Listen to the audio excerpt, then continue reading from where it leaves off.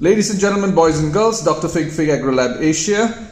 Today we had a decent harvest of airlayers, and that includes the prolific purple Jordan. Not a very big fig in size, but a decent fig. In addition, we had Botsavalana, Turkey 2, Brazilian XP, Nerino. In front of you here is a Borda Baraque, and then we also had lemon amongst those that I can remember. But just to show you how rain wreaks havoc on plants in our region and why it's so tedious to take care of plants in our region, look at this portion here.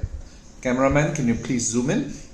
You see the cracks, and all this happens because we have so much rain, torrential rain. We've just had about 20 days of sun and it's back to rainy weather again, and so my son told me it's time we take out the airlayers that would be affected by the rain or the crosswinds of the rain. So a very important point I would like to highlight here to my dear friends in the fig community is that crack there, or those cracks there, must be sealed. Of course, you wouldn't want insects to go in. I'm not so much worried about insects because I do not have insects and so many insects that trouble me in my orchard. But if water goes in, you are in for stem rot that could spread upwards, that could spread downwards, and that will also brings potential demise of your plant. Signing out, Dr. Fig Agro Lab Asia.